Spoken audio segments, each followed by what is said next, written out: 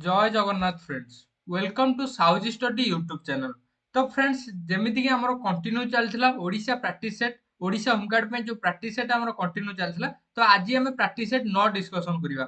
तो मोर किसी पर्सनल काम जो मु वीडियो अपलोड कर पार नथिली तो एबेठर आम क्लास गुडी आम कंटिन्यू करवा। तो प्रायतः बहुत सारा जिले में एग्जाम हो सारे आगू जो मानकर एग्जाम अच्छी निश्चय वीडियो देखो कारण पूर्व आम जो प्रैक्टिस सेट गुडी आम अपलोड करूँ ଆପଣ ପଚାରନ୍ତୁ ଆପଣଙ୍କର ସାଙ୍ଗସାଥୀ ଯଦି ଅଲଗା ଜିଲ୍ଲା ମାନଙ୍କରେ ଯଦି ଥିବେ କିଏ ଯୋଉମାନଙ୍କର ଏକ୍ଜାମ ଅଲରେଡି ହେଇସାରିଲାଣି ଆମ ପ୍ରାକ୍ଟିସ ସେଟ୍ କେତେ ହେଲ୍ପଫୁଲ ହୋଇଥିଲା ତାଙ୍କୁ ନିଶ୍ଚୟ ପଚାରନ୍ତୁ କାରଣ ଡାଇରେକ୍ଟ କ୍ୱେଶ୍ଚିନ୍ ପୁରା ଆପଣଙ୍କ ଏକ୍ଜାମରେ ଦେଖିବାକୁ ମିଳିଥିଲା। ତ ଚାଲନ୍ତୁ ଡେରି ନକରି ଆଜିର କ୍ଲାସଟିକୁ ଷ୍ଟାର୍ଟ କରିବା। ତ ଆଜିର ପ୍ରଥମ କ୍ୱେଶ୍ଚିନ୍ ଦେଲା କ'ଣ ନା ଓଡ଼ିଶାର ବର୍ତ୍ତମାନ ଉପମୁଖ୍ୟମନ୍ତ୍ରୀଙ୍କ ନାମ କ'ଣ? ତ ବର୍ତ୍ତମାନ ଆମ ଓଡ଼ିଶାରେ ଦୁଇ ଜଣ ଉପମୁଖ୍ୟମନ୍ତ୍ରୀ ଅଛନ୍ତି। କିଏ କିଏ ନା ପ୍ରଭାତୀ ପରିଡ଼ା ଏବଂ କନକ ବର୍ଦ୍ଧନ ସିଂ। ତ ଏହାର ଆନ୍ସର ହବ କ'ଣ ନା ଉଭୟ ବି ଏବଂ ସି এবং মোহন চରଣ মাঝি বর্ତ୍ତমান আমার ওড়িশার মুখ্যমন্ত্রী। তারপর দেখিবা তারপর 2 নম্বর কোশ্চেন দেলা কোন না সুভদ্রাଙ୍କ রথর নাম কোন? তো দেখন্তু সুভদ্রাଙ୍କ রথର নাମ হଉଛି কোন ନା ଦର୍ପଦଳନ ବି ହବ ଦେବଦଳନ ବି କୁହାଯାଏ ସୁଭଦ୍ରାଙ୍କ ରଥକୁ ଆଉ ପଦ୍ମଧ୍ୱଜ ବୋଲି କୁହାଯାଏ। ତ ଉପରୋକ୍ତ ସମସ୍ତ ଅପସନ ଡି ଆପଣଙ୍କର ସଠିକ ଉତ୍ତର।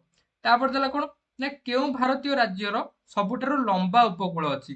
ତ ଲଙ୍ଗେଷ୍ଟ କୋଷ୍ଟ ଲାଇନ କୋଉ स्टेट रो अछि बोली से पचारला। तो लॉन्गेस्ट कोस्ट लाइन हमर अछि कार ना गुजरात रो ऑप्शन ख आपनकर सठिक उत्तर। तापर चलंतु देखिबा नेक्स्ट देला 4 नंबर देला कोन ना केउ नदी को बिहार रो दुख कुआ जाय। तो बिहार रो दुख हो ओडिसा रो दुख हो आउ हमर बेंगल रो दुख हो प्राय एई तीनटा भितरु गोटे क्वेश्चन प्राय आपनको एग्जाम रे देखियाकू मिली पारे। तो देखंतु बिहार रो दुख हमें को नदी के हमें कहितो ना कोसी नदी की कहितो एवं जदि आपण पचाला बेंगल रो दुख कोउटा बेंगल रो दुख हला वेस्ट बेंगल रो दुख हला हमर कोउटा ना रिवर दामोदर किए ना रिवर दामोदर एवं जदि ओडिसा रो दुख यदि किए पचाला ताले ओडिसा रो दुख हला किए ना महानदी। तो ओडिसा रो दुख एइथिं कहै छै कारण महानदी जोगु ओडिसा रे बन्या हेउची एवं ओडिसा रे जीवन रेखा मध्य महानदी। तापर देला कोन ना थर मरुभूमि भारतर केउ राज्य रे अवस्थित? तो हमर जो थर मरुभूमि रहिला तो हमर केउ राज्य रे अवस्थित ना राजस्थान रे ऑप्शन क आपनकर सठिक उत्तर। तो चलंतु नेक्स्ट क्वेश्चन देखिबा। तो फ्रेंड्स वीडियो जदि भलो लागुଛି ताले लाइक गोटे निश्चय करंतु आ चैनल नुआ थिले दया करी चैनल को सब्सक्राइब मध्य करे नियंतु। आउ यार पीडीएफ जदि दरकार ताले डिस्क्रिप्शन हम टेलीग्राम ग्रुप रे लिंक अछि नाइ तो डायरेक्ट जे टेलीग्राम रे साउजी स्टडी सर्च करंतु से ग्रुप रे 16000 प्लस मेंबर अछन से ग्रुप रे जॉइन हो जांतु से ग्रुप रे आपन को पीडीएफ टी विथ आंसर मिल जिवो। तो 6 नंबर क्वेश्चन देला कोन ना केउ देशर जनसंख्या सबुठारु अधिक? तो आमर जो जनसंख्या भितर देखो ऑप्शन देखला बेलू यार आंसर टी कौन ना चीन किंतु जदि भारत थी भारत आप मारिक आसवे। तो ये जेहेतु भारत नहीं तो सेकेंड बर्तमान अच्छी किए ना चीन अच्छी तो चीन टा ही यार सठिक उत्तर। तो चलते नेक्स्ट क्वेश्चन देखिए। तो फ्रेंड्स आ पूर्वर जो आम 8टी प्रैक्टिस सेट सहित जो 2टी खंडे मैराथन आम अपलोड करूँ जो मैंने देखी ना निश्चित भाव देखो मुझे कहूँ आपको एग्जाम पूरा 80 ରୁ 90% डायरेक्ट आम प्रैक्टिस सेट रू क्वेश्चन आसूची। तो जो मैंने देखी ना दयाकोरी देखी नि जार भी एग्जाम अच्छी बेसी ना आप गोटे दिन बसवे यदि सब जगह प्रैक्टिस सेट गोटे दिन में देखीदेवे। तापर देला कौन ना विश्वर सबुठारु लंबा नदीर नाम कौन? वर्ल्ड रो सबुठारु लंगेस्ट रिवर होची किए ना नील नदी ऑप्शन क आपनकर सठिक उत्तर। तापर देला कौन ना केउ भारतीय राज्य को उदयमान देश सूर्यर देश देश न एटा हबो कोन उदयमान सूर्यर प्रदेश प्रदेश काहू कह जाय ना गोटे राज्य को हमें प्रदेश बोली कहितो। तो देश यदि पचाला उदयमान सूर्यर देश होची कुए ना जापान हमर किंतु एटे भारतर केउ राज्य को पचाछि तो उदयमान सूर्यर प्रदेश हला किए ना अरुणाचल प्रदेश ऑप्शन ख आपनकर सठिक उत्तर। तापर देला कोन ना भारतीय संविधान जनक भाबे काहाकू जणाशुना? तो भारतीय संविधान जनक होचन किए ना doctor B R Ambedkar option B आपनकर सठिक उत्तर। तापर देला कोन ना क्षेत्रफल अनुसार भारतर सर्वबृहत राज्य रो नाम कोन? तो एरिया वाइज हमर जदि देखिबा क्षेत्रफल अनुसार तो भारतर सबुठारु बड़ राज्य हला हमर कोन ना राजस्थान। आउ जदि एरिया वाइज जदि पचारला स्मॉलर किए ना गोवा गोवा हला कोन ना स्मॉलेस्ट स्टेट ऑफ इंडिया माने एरिया वाइज। आउ जदि पचारला आपनकर कोन ना पॉपुलेशन वाइज जदि लार्ज जदि पचारला ताला किए हबो ना उत्तर प्रदेश। आउ स्मॉल पचारला किए स्मॉल हला सिक्किम। एरिया वाइज लार्जेस्ट हला राजस्थान स्मॉलेस्ट हला किए गोवा आउ पॉपुलेशन वाइज लार्जेस्ट होची उत्तर प्रदेश आउ ସ୍ମଲେଷ୍ଟ ହେଲା ସିକିମ୍। ଭଲରେ ମନେ ରଖନ୍ତୁ। ତାପରେ ଦେଲା କଣ ନା ଗୀତ ଗୋବିନ୍ଦ ପୁସ୍ତକ କିଏ ଲେଖିଥିଲେ? ତ ଗୀତ ଗୋବିନ୍ଦ ଆମର କିଏ ଲେଖିଥିଲେ ନା ଜୟଦେବ ଲେଖିଥିଲେ। ଅପସନ ଡି ଆପଣଙ୍କର ସଠିକ ଉତ୍ତର। ଆଉ ଓଡିଆ ଭାଗବତ କିଏ ଲେଖିଥିଲେ ନା ଜଗନ୍ନାଥ ଦାସ ଲେଖିଥିଲେ। ତାପରେ ଦେଖିବା ତାପରେ ଦେଲା କଣ ନା ଓଡିଶାର ସର୍ବ ପୁରାତନ ବିଶ୍ୱବିଦ୍ୟାଳୟ କେଉଁଠାରେ? ତ ଓଡିଶାର ଯଦି ସର୍ବ ପୁରାତନ ବିଶ୍ୱବିଦ୍ୟାଳୟ କହିବା ତ କିଏ ନା ଆମର ଉତ୍କଳ ୟୁନିଭରସିଟି। ଅପସନ ଏ ଆପଣଙ୍କର ସଠିକ ଉତ୍ତର। ତ ସେଇଟା ଆମର କେଉଁ ମସିହାରେ ଏଷ୍ଟାବ୍ଲିଶ ହେଇଥିଲା ନା 1943 ମସିହାରେ ଏଷ୍ଟାବ୍ଲିଶ ହେଇଥିଲା। ତ ଚାଲନ୍ତୁ ନେକ୍ସଟ କ୍ୱେଶ୍ଚିନ୍ ଦେଖିବା। ନେକ୍ସଟ କ୍ୱେଶ୍ଚିନ୍ ଦେଲା କଣ ନା ଭାରତ ରତ୍ନ ପୁରସ୍କାର ପାଇଥିବା ଓଡିଶାର ପ୍ରଥମ ବ୍ୟକ୍ତି କିଏ? ତ ଆମର ଯୋଉ ଭାରତ ରତ୍ନ ପୁରସ୍କାର ପାଇଥିବା ଓଡିଶାର ପ୍ରଥମ ବ୍ୟକ୍ତି ହେଲେ କିଏ ନା ଭାର୍ଗବୀ ଭେଙ୍କଟଗିରି। ଅପସନ ବି ଭିବି ଗିରି। ଅପସନ ଏ ଆପଣଙ୍କର ସଠିକ ଉତ୍ତର। ସିଏ ଆମର କଣ ଥିଲେ ନା ଭାରତର 4th ପ୍ରେସିଡେଣ୍ଟ ଥିଲେ। ମାନେ ଭାରତର 4th ରାଷ୍ଟ୍ରପତି କିଏ ଥିଲେ? ଭିବି ଗିରି ଥିଲେ। ଏବଂ ସେ ହେଉଛନ୍ତି ପ୍ରଥମ ବ୍ୟକ୍ତି ଓଡିଶାର ଯିଏକି ଭାରତ ରତ୍ନ ପାଇଥିଲେ। ନେକ୍ସଟ କ୍ୱେଶ୍ଚିନ୍ 14 ନମ୍ବର କ୍ୱେଶ୍ଚିନ୍ ଥିଲା କଣ ନା ଓଡିଶା ହାଇକୋର୍ଟର ପ୍ରଥମ ମୁଖ୍ୟ ବିଚାରପତି କିଏ ଥିଲେ? ତ ଓଡିଶା ହାଇକୋର୍ଟର ପ୍ରଥମ ମୁଖ୍ୟ ବିଚାରପତି ଥିଲେ ବୀରକିଶୋର ରାୟ। ଅପସନ ଏ ଆପଣଙ୍କର ସଠିକ ଉତ୍ତର। ତାପରେ ଦେଲା କଣ ନା କେଉଁ ସହରକୁ ରେଶମ ସହର ବା ସିଲ୍କ ସିଟି କୁହାଯାଏ? ତ କାହାକୁ କୁହାଯାଏ ନା ବ୍ରହ୍ମପୁରକୁ କୁହାଯାଏ। ଅପସନ ବି ଆପଣଙ୍କର ସଠିକ ଉତ୍ତର। ଆଉ କଟକକୁ ଆମର ସିଲଭର ସିଟି ବା ରୌପ୍ୟ ସହର ବା ମିଲେନିୟମ ସିଟି ବୋଲି ଆମେ କହିଥାଉ। କଟକର ଯୋଉ ଏକ୍ଜାମ ହେଇଥିଲା, କଟକର ଏକ୍ଜାମରେ ମୁଁ ଆଗରୁ ଆପଣଙ୍କ ସହିତ ଡିସ୍କସନ କରିଥିଲି କଟକର ପଡିପାରେ ମିଲେନିୟମ ସିଟି କାହାକୁ କୁହାଯାଏ। ତ ଡାଇରେକ୍ଟ କ୍ୱେଶ୍ଚିନ୍ ମଧ୍ୟ ମିଲେନିୟମ ସିଟି କୋଉଟା ବୋଲି କଟକ ବୋଲି ପଡିଥିଲା ତାଙ୍କର କଟକ ପିଲାଙ୍କର ଏକ୍ଜାମରେ। ତାପରେ ଦେଲା କଣ ନା ଭାରତୀୟ ମହାକାଶ ସଂସ୍ଥାର ନାମ କଣ? ତ ଭାରତୀୟ ମହାକାଶ ସଂସ୍ଥାର ନାମ ହଉଛି ISRO, Indian space research organisation. ଇସ୍ରୋର ଫୁଲ ଫର୍ମ ମନେ ରଖନ୍ତୁ, ଇଣ୍ଡିଆନ ସ୍ପେସ୍ ରିସର୍ଚ୍ଚ ଅର୍ଗାନାଇଜେସନ। ଇସ୍ରୋର ଯୋଉ ଲୋଗୋ ହେଇଥିଲା, ଆପଣଙ୍କର ଓଡିଶା ପୋଲିସ ଯୋଉ ଏକ୍ଜାମ ହେଇଥିଲା ପଡିଥିଲା ଇସ୍ରୋ ଲୋଗୋରେ କେତେଟା କଲର ଅଛି? ଇସ୍ରୋ ଲୋଗୋରେ 2ଟି କଲର ଅଛି। ଗୋଟେ ହେଲା କଣ ନା ଅରେଞ୍ଜ, ଆଉ ଗୋଟେ ହେଲା ବ୍ଲୁ। ମନେ ରଖନ୍ତୁ ଏଇ କ୍ୱେଶ୍ଚିନ୍ ଟା ଆପଣଙ୍କର ଓଡିଶା ଏକ୍ଜାମରେ ପଡିଥିଲା। ଏବଂ ଓଡିଶା ପୋଲିସର ଡିଷ୍ଟ୍ରିକ୍ଟ କନେଷ୍ଟବଳ ଯୋଉ ରହିଲା, ଡିଷ୍ଟ୍ରିକ୍ଟ କନେଷ୍ଟବଳ ଭ୍ୟାକେନ୍ସି ବହୁତ ଜଲ୍ଦି ଦେଖିବାକୁ ମିଳୁଛି। ଆପଣମାନେ ଯୋଉମାନେ ପ୍ରିପାରେସନ ହବା ପାଇଁ ଚାହୁଁଛନ୍ତି ନିଶ୍ଚୟ ଭଲରେ ପଢାପଢି କରନ୍ତୁ। ଆଉ ଆପଣ ନୋଟିଫିକେସନକୁ ଅପେକ୍ଷା କରନ୍ତୁନି। ମୁଁ ଆପଣଙ୍କୁ କହୁଛି ମ୍ୟାକ୍ସିମମ୍ ଟୁ ମ୍ୟାକ୍ସିମମ୍ 15ରୁ 20 ଦିନ ଭିତରେ ହିଁ ଆପଣଙ୍କର ନୋଟିଫିକେସନ ଆଉଟ ହେଇଯିବ, କିମ୍ବା ମାସେ, ଆଟଲିଷ୍ଟ ମାସେ ଅଛି ଟାଇମ। ମାସେ ଭିତରେ ଆପଣଙ୍କର ନୋଟିଫିକେସନ ଆସିଯିବ ଏବଂ ଫର୍ମ ଫିଲଅପ କରିବା ପାଇଁ ଆପଣଙ୍କୁ ମାସେ ଟାଇମ ଦବ। ଆଉ 15-20 ଦିନ ପରେ ଫର୍ମ ଫିଲଅପ ସରିବାର 15-20 ଦିନ ପରେ ଆପଣଙ୍କର ଏକ୍ଜାମ ହେଇଯିବ। ମାନେ କହିବାକୁ ଗଲେ ଆପଣଙ୍କ ହାତରେ 2 ମାସରୁ 2.5 ମାସର ସମୟ ବର୍ତ୍ତମାନ ଅଛି। ଏଇ 2 ମାସରୁ 2.5 ମାସ ଭିତରେ ଆପଣ ମାନେ ସିଲାବସ କମ୍ପ୍ଲିଟ କରିନାହିଁ, ସିଲାବସ କମ୍ପ୍ଲିଟ କରିବା ପାଇଁ ଚେଷ୍ଟା କରନ୍ତୁ ଏବଂ ଯେତେ ପାରୁଛନ୍ତି କୋଶ୍ଚିନ୍ ପ୍ରାକ୍ଟିସ କରନ୍ତୁ। ଏବଂ ଆମେ ବହୁତ ଜଲ୍ଦି ଓଡିଶା ପୋଲିସ ପାଇଁ କ୍ଲାସ ଷ୍ଟାର୍ଟ କରିବା ଏବଂ ମୋକ ଟେଷ୍ଟ ମଧ୍ୟ ବହୁତ ଜଲ୍ଦି ଆମେ ଆପଣଙ୍କୁ ପ୍ରୋଭାଇଡ କରିବୁ। ତାପରେ ଦେଲା କଣ ଆବାହନର ବିପରୀତ ଶବ୍ଦ ହଉଛି କଣ ନା ବିସର୍ଜନ। ଅପସନ ଏ ଆପଣଙ୍କର ସଠିକ ଉତ୍ତର। ତାପରେ ଦେଲା କଣ ନା 12ର ବର୍ଗ କେତେ? 12ର ବର୍ଗ ମାନେ 12 ସ୍କୋୟାର, ମାନେ 12 ସ୍କୋୟାର କେତେ? ତ ଏଠି ଆପଣ ମାନେ କଣ କରିପାରିବେ? 12କୁ 12ରେ ଗୁଣିକି ଲେଖିପାରିବେ। ନାଇଁ ତ ଆପଣ ଯଦି ସ୍କୋୟାର କାଢିବା ପାଇଁ ଚାହୁଁଛନ୍ତି, ଏହାର ତ ଆନ୍ସର ଯଦି ଆପଣ ମାନେ ଟ୍ରିକ୍ ଟା ମୁଁ ଆପଣଙ୍କୁ କହିଦଉଛି 12ର ସ୍କୋୟାର କେମିତି ବାହାର କରିବେ। ଦେଖନ୍ତୁ ପ୍ରଥମେ ଏଇ ଯୋଉ 2 ରହିଲା, 2 କି 2ରେ ଗୁଣିବେ, 2 କି 2ରେ ଗୁଣିବେ, 2 ଗୁଣନ 2 କେତେ ହେଲା 4। ଏଇଠି ଲେଖିବେ 4। ତାପରେ ଏଇ ଯୋଉ 2 ରହିଲା, 2 କୁ 1ରେ ଗୁଣିବେ, ପୁଣି 1ରେ ଗୁଣିକି ଏଇ 2ରେ ଗୁଣିବେ, କେତେ ହେଲା 2 କେ 2 ଦୁଗୁଣେ 4। ତାପରେ 1ର ସ୍କୋୟାର, 1ର ସ୍କୋୟାର କେତେ? 1ର ସ୍କୋୟାର 1, 144 ହେଲା ଆନ୍ସର। ସେମିତି ଆପଣଙ୍କୁ ଯଦି ମନେକର ପଡିଥିବ 14ର ସ୍କୋୟାର, 14ର ସ୍କୋୟାର 4ର ସ୍କୋୟାର ହଉଛି କେତେ 16, 6 ରଖିବା ହେଲା 1। ତାପରେ ପୁଣି 4 କେ 4 ଦୁଗୁଣେ 8, 8 ପ୍ଲସ 1 କେତେ ହେଲା 9। ତାପରେ 1ର ସ୍କୋୟାର ହଉଛି କେତେ 1, 196, 14ର ସ୍କୋୟାର।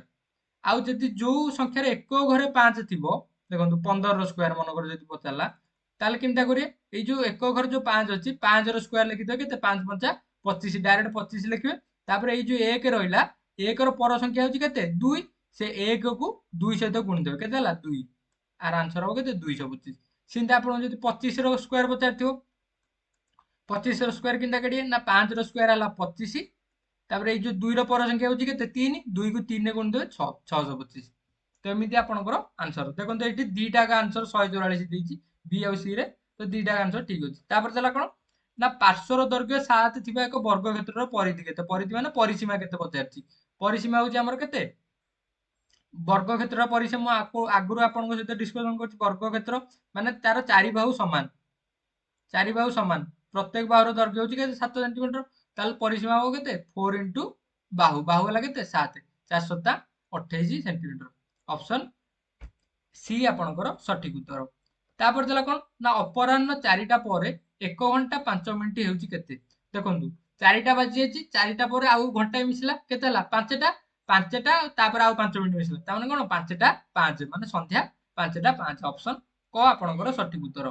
तापर देला केउ मास सप्तम मासर पूर्व मास पूर्वरु आसे। सप्तम मास होउची कोउटा वर्तमान हमर जोटा चलीची माने कोउटा जुलाई मास, जुलाई मास होला हमर कोन सप्तम मास। तो जुलाई मासर पूर्वरु किए आसे ना जून मास। ऑप्शन ए आपणकर सठिक उत्तर। आ जुलाई मास परे किए आसे माने अष्टम सीएटी आपण पचाला सप्तम मासर पूर्वरु किए आसे माने षष्ठ मासटा किए पचाला, षष्ठ मासटा होला हमर जून। आउ जुलाईटा जुलाई रो पर होउची कि अष्टम मास होउची कि ना अगस्त। तापर देखिबा नेक्स्ट क्वेश्चन। नेक्स्ट क्वेश्चन देला जदि गतकाली रविवार थिला तेबे काली केते हबो माने आसंता काली केते हबो बोली से पचाला। जदि गतकाली रविवार थिला ता माने आज होउची के को बार हबो सोमवार हबो, ताले आसंता काली को बार हबो आसंता काली मंगलवार हबो। ऑप्शन क आपणकर सठिक उत्तर। तो एमिता क्वेश्चन ओडिशा पुलिस रे भी गोटे क्वेश्चन आस्थिला। तापर देला कोन ना 24 घंटा प्लस 24 घंटा इक्वल टू केते। 24 घंटा होउची कोन गोटे दिन को होउची केते घंटा, गोटे दिन को होउची 24 घंटा, ताले दीटा 24 घंटा मिसला ता माने केते घंटा हबो ना 2 घंटा। तो ऑप्शन ए सॉरी 2 दिन। ऑप्शन सी आपणकर सठिक उत्तर। तापर देला कोन ठीक शब्दटी को बाछ। तो देखो या भितर भुवनेश्वर को स्पेलिंग ठीक अछि। Bhubaneswar A B C D भितर देखो आप निजे चेष्टा करते यार आंसर करने। तो यार आंसर टी कौन हम ऑप्शन सी आपणकर सठिक उत्तर भुवनेश्वर। पीओ एग्जाम रे क्वेश्चन आसला भुवनेश्वर शुद्ध शब्द कोटा। तापर देला कोन ना the IC chip used in the computer are made up of. तो देखो आईसी रो फुल फॉर्म है कौन ना इंटीग्रेटेड सर्किट। तो इंटीग्रेटेड सर्किट हमर कोउथरे तयारी हुए ना सिलिकॉन ने तयारी हुए। ऑप्शन डी आपणकर सठिक उत्तर। जेहेतु आपणकर प्राय एग्जाम मानकर कंप्यूटर क्वेश्चन मते देखिया को मिलुची होमगार्ड एग्जाम रे। तो सेते मु प्रति प्रैक्टिस सेट रे 5टा घंटे कंप्यूटर क्वेश्चन आपन को प्रोवाइड करूची। तापर देला कोन ना what is an error in computer program. तो कंप्यूटर प्रोग्राम रे एरर जदि हैला ताले सेटा को हमें कोन कहिथाउ ना बग हमें कहिथाउ। ऑप्शन बी ऑप्शन सी आपणकर सठिक उत्तर। तापर देला MS Excel is an example of. तो हमर जो एमएस एक्सेल रहला एमएस एक्सेल टा गोटे कोन ऑपरेटिंग सिस्टम ना एप्लीकेशन सॉफ्टवेयर ना इनपुट डिवाइस ना प्रोसेसर बोली पचाला। तो देखंतु एमएस वर्ड हैला, एमएस पावर पॉइंट हैला, एमएस एक्सेल हैला, ये सब कहा अंडर आछि ना एमएस ऑफिस अंडर आछि। तो एई सब गुडी को होछि कोन ना गोटे गोटे एप्लीकेशन सॉफ्टवेयर। एप्लीकेशन सॉफ्टवेयर और सिस्टम सॉफ्टवेयर भीतर फरक टा आपण माने जानतु। एप्लीकेशन सॉफ्टवेयर माने जोटा आपण माने जोटा आपनकर लैपटॉप रे इनबिल्ट किबा मोबाइल आपनकर इनबिल्ट सॉफ्टवेयर नो माने जोटा पूर्वर माने तो फोन किबा लैपटॉप किले जेते आगुरु पूरा इंस्टॉल हेकि थिबो एवं ताको अनइंस्टॉल करि होबो नै सेरा होई कोन ना सिस्टम सॉफ्टवेयर। किंतु आमे जोटा चाहिए जेतले चाहे इंस्टॉल करिया जेतले चाहे अनइंस्टॉल करि परिया सेरा होची कोन ना एप्लीकेशन सॉफ्टवेयर। ऑप्शन बी आपनकर सटीक उत्तर। तापर देला कोन ना what is the full form of wifi. तो वाईफाई रो फुल फॉर्म कोटा बोली से पचारला। तो वाईफाई रो फुल फॉर्म हला वायरलेस फिडेलिटी। ऑप्शन ए आपनकर सठिक उत्तर।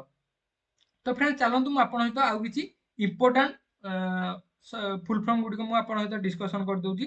देखंतु जे पढ़ियो डीवीडी। डीवीडी हला कोन ना डिजिटल वर्साटाइल डिस्क। तो फ्रेंड्स आ पूर्व मु जो प्रैक्टिस सेट रे प्राय फुल फॉर्म एवं शॉर्टकट की हमें डिस्कशन करछे। जो माने पूर्व वीडियो वीडियो देखिना निश्चित भाबे से वीडियो वीडियो देखंतु। तो डीवीडी गला डिजिटल वर्साटाइल डिस्क। तापर देला गिगो। गिगो हला कोन ना गार्बेज इन गार्बेज आउट। मन रखंतु गिगो हला garbage in garbage out. OS हला ओपन सिस्टम इंटरकनेक्शन। तापर देला कोन ना एसएमटीपी। एसएमटीपी हला कोन ना सिंपल मेल ट्रांसफर प्रोटोकॉल। तापर पोस्ट होउची कोन ना पावर ऑन सेल्फ टेस्ट। मन रखंतु post row full important Etah power on self test. तापर आईएसपी हला कोन ना इंटरनेट सर्विस प्रोवाइडर। तापर तापर एसएमटीपी जेंति देला एसएमटीपी तो गला। देन आपनकर ईमेल जदि पचाला ईमेल। ईमेल फुल फॉर्म हला कोन ना internet mail. Sorry electronic mail. Gmail जदि पचारा जीमेल है गूगल मेल, इमेल है इलेक्ट्रोनिक मेल, जीमेल है गूगल मेल। तापर जदि पचारा एएलयू, एएलयू रो फुल फॉर्म है कौन ना अरिथमेटिक लॉजिक यूनिट। देन आपनकर जदि पचारा सीसी, सीसी है कौन ना कार्बन कॉपी। देन आउ कौन रहिला आपनकर ना आपन जदि पचारा भाइरस, भाइरस रो फुल फॉर्म है कौन ना vital information resource under seize. Then आपन जदि पचार कौन ना एसक्यूएल, एसक्यूएल है कौन स्ट्रक्चर क्वेरी लैंग्वेज। आउ आपनकर रहिला कौन यूआरएल, यूआरएल है कौन ना यूनिफॉर्म रिसोर्स लोकेटर। तो ये सब आउ गोटे रहा आप मन रखु पीएनजी, पीएनजी है कौन ना पोर्टेबल नेटवर्क ग्राफिक्स। पीएनजी रो फुल फॉर्म है कौन ना पोर्टेबल नेटवर्क ग्राफिक्स। तो एमती किसी किसी इंपोर्टाट सर्टकट की किंबा फुल फॉर्म आम जो प्रैक्टिस सेट आम डिस्कसन कर पूर्व आगू भी जहाँ अपलोड करूँ आप डिस्कसन करनबु। जो मैंने चैनल नुआ अच्छा दयाकोरी चैनल को सब्सक्राइब करूँ और वीडियो गोटे लाइक करूँ जब भल लगुच। देन आप 29 नंबर कौन देला ना computer input device is the example of. तो देखो कंप्यूटर जो इनपुट डिवाइस रहा भर कौटा गोटे कंप्यूटर इनपुट डिवाइस पचारा। तो देखो स्कानर, स्कानर द्वारा आम कंप्यूटर गोटे इनपुट दौचे ठीक अच्छे इनपुट डिवाइस। कीबोर्ड द्वारा आम कंप्यूटर को इनपुट दौचे। पॉइंटिंग डिवाइस मैंने माउस, माउस द्वारा आम कंप्यूटर को इनपुट दौचे। तो ऑल ऑफ दिस यार सठिक उत्तर। तो फ्रेंड्स चलते आज लास्ट क्वेश्चन देखिए। लास्ट क्वेश्चन देला कौन ना when you delete a file from a computer where does it go. जदि आपण गोटे फाइल को आपण कंप्यूटर डिलीट कर तो प्रथम से फाइलटा आमर कुआडे जीवो ना आमर रिसाइकल बिन को जीवो। तो गोटे माने मिसकनसेप्शन अच्छी कौन ना आपे जदि गोटे फाइल को आम डिलीट करुचे ताले रिसाइकल बिन से केते दिन रहिबो। 90% पिला आपनको 99% पिला कहबे जे सेटा हमर फाइलटा हमर 30 दिन रहिबो तापर ऑटोमेटिक डिलीट हो। किंतु एक्चुअली सत कथा हला कौन ना रिसाइकल बिन केभेल कोनोसी फाइल डिलीट हुएनी। आपण जदि कौन फाइल को डिलीट कर जो रिसाइकल बिन को जाऊँगी से रिसाइकल बिन में भी सेमती लाइफ टाइम रही जेपर्यंत आपण जाके रिसाइकल बिन रू डिलीट न कर। तेणुक ये जो 30 दिन पर जो ऑटोमेटिक डिलीट होइए सेटा आपण जदि गोटे इमेल रू कौन गोटे डिलीट करूछंती, आपण गोटे मेल गोटे जदि डिलीट करूछंती ताले सेटा हमर जो रहइबो बिन ने सेटा हमर 30 दिन रहइबो तापर से ऑटोमेटिक डिलीट हो जिवो। तेणुक इमेल, इमेल ही केवल 30 दिन किंतु रिसाइकल बिन ने से ऑटोमेटिक डिलीट हो नहीं। आउ जदि आपण जदि पचारथियो शॉर्टकट कौन जोटा कि आम डिलीट कले सेटा हमर रिसाइकल बिन को न जाकि डायरेक्ट डिलीट हो। तो तार शॉर्टकट की है कौन ना shift plus delete, shift plus delete, shift plus delete मारदेले आपनकर सी रिसाइकल बिन को न जाकि परमानेंट डिलीट हो। परमानेंट डिलीट रो शॉर्टकट की। तो ये थिला आपनकर मोस्ट इंपोर्टेंट 30 टी क्वेश्चन। जदि वीडियो भल लागु ताले लाइक गोटे निश्चय करंतु एवं पीडीएफ टी आपनको आज इवनिंग सुधा मिल जिवो। तो आज पे एतिकी देखा नेक्स्ट क्लास रे। जय हिंद, वंदे मातरम।